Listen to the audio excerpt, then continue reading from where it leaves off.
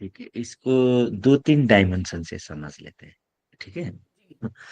सबसे पहले हमारी दुनिया कैसे चलती है हम इसको देखते हैं।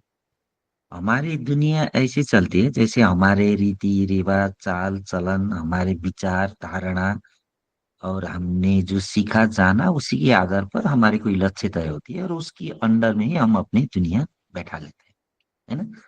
अब इस दुनिया को कंट्रोल कैसे करता है, ये दुनिया को कंट्रोल करता है हमारी भाषा से। जब हम कोई भी विचार करते हैं वो विचार कैसे करते हैं, वो भाषा में विचार करते हैं। आप लोग विचार करते हो, हिंदी में विचार करते हैं। मैं विचार करता हूँ नेपाली में। अमेरिकन लोग अमेरिका की भाषा में, चाइनीज लोग चाइनीज भाषा में। मतलब अब यहाँ पे आ गए फिर एक भेदन की भाषा। अब भाषा कंट्रोल कर रही है।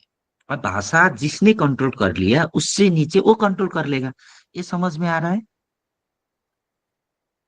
मतलब विचार, जो हमारे विचार हैं, उनको भाषा प्रकट करती है, भाषा से पता चलता है। हाँ। अब जो हम भाषा अपने जिसने विचारों को, कंट्रोल किया है उसने दुनिया कंट्रोल करेगा।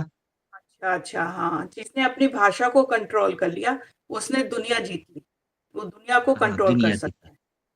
है। जो शब्द ज्ञान बोलते हैं ना, शब्द का ज्ञान। जी। और हम शब्द ज्ञान के अंदर 3D दुनिया चल रहा है अभी तक। अभी तक की दुनिया तो ये शब्द ज्ञान के अंदर ही चल रहा है, यही भाषा के अंदर ही चल रहा है। और जिसने जिस भाषा में कोई शब्द मिला दिया और उस शब्द का अर्थ बना दिया तो उसी शब्द का अर्थ के हिसाब से दुनिया चलने लगेगी। इस शब्द का तो ये अर्थ है, इस तरह काम करना पड़ता है। एक बन गया एक वे। तो दुनिया को अभी तक लीड कर रही थी भाषा 3D में। अब भाषा भी हिंदी में किसके अंदर भाषा। आती है।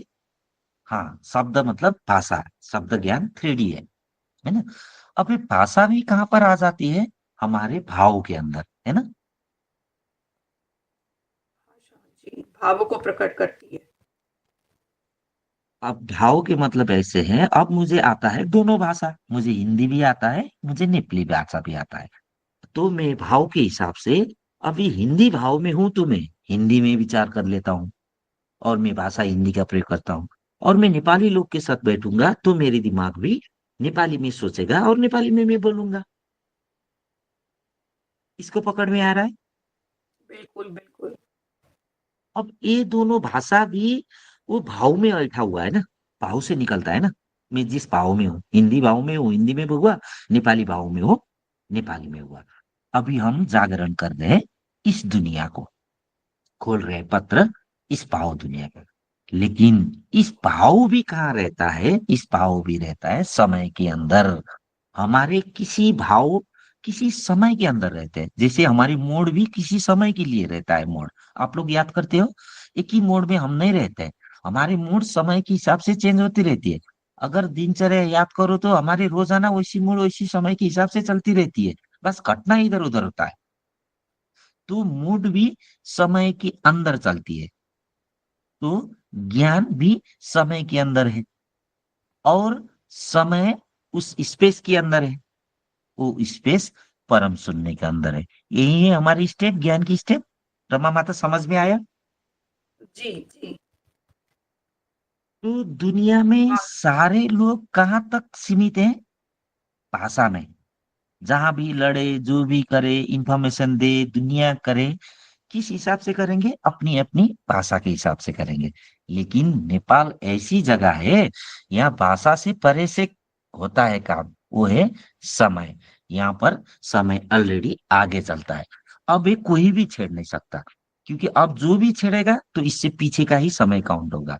तो आगे का समय जो लिखा हुआ है जैसे 2025, भला ही कंप्यूटर एक 5,000 साल पहले का रिकॉर्ड दे, लेकिन उसमें वो समय डेट की ईयर के हिसाब से नहीं है। तो यहाँ पर बहुत आगे है समय।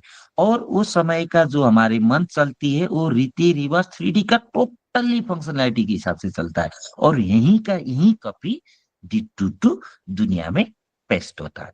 और हर एक बार ज्ञान यहीं से निकलता है। और प्रकृति हर प्रवाह को जानकारी देने के लिए कुछ सीने रखती है। जैसे सूरज उदय होता है वहां पे भी ज्ञान है। चंद्रमा देखते हैं, प्रकृति का हर पानी बारिश मौसम दिन रात कुछ भी हो, कुछ भी हर सीन का कुछ ना कुछ अर्थ होता है। तो इस चीज का भी अर्थ और सीन प्रकृति देकर रखी है। वही है डेट नेपाल में सबसे आगे है। इसीलिए पशुपतिनाथ यही है। यही कहना चाह रहा के लिए किस किस को क्या क्या समझ आया, एक एक बात कर।